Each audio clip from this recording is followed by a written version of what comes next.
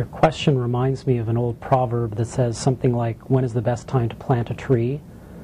30 years ago. When's the second best time to plant a tree? Today.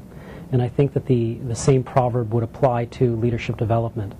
Many of the mistakes I think that organizations make is that they wait too long before they begin developing their leaders. Many of the critical competencies that are leaving organizations with the retirement of many senior people are competencies that are really based on what we would broadly call executive maturity.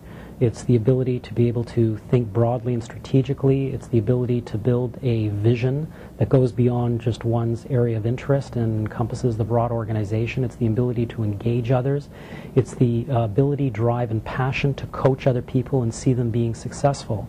All of those are very difficult skills, and in fact they are not skills or capabilities that are developed in a classroom. They really have to do with an individual, the way an individual sees oneself, and how they understand their role and their place not only in the organization but in the world. And in order to develop those kinds of things, you have to start early. What we do know, both from our research in organizations and just our general understanding of how people develop, is that the ability to develop a broader view of oneself and the ability to learn how to be an effective influencer in an organization has to start typically when people are in their late 20s and early 30s, because it will typically take anywhere between 10 to 15 years to develop that kind of a perspective both on yourself but also to understand and gain the necessary experiences that you need.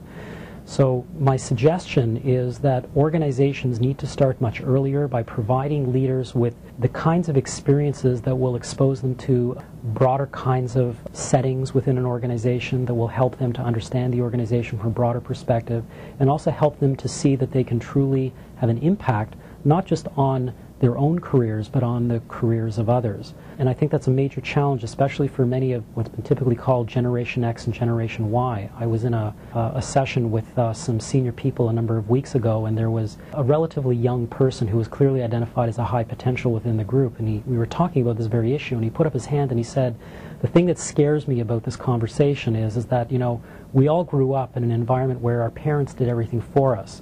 They planned our schooling, they paid for our schooling. Many of us lived at home until our late 20s, some of us even until our early 30s. We never really learned how to take individual responsibility. And he said, and based on what I'm hearing is that within the next 5 to 10 years, you're going to have a whole group of people who never learned how to take personal responsibility are now going to be responsible for multi-billion-dollar organizations. And that scares me.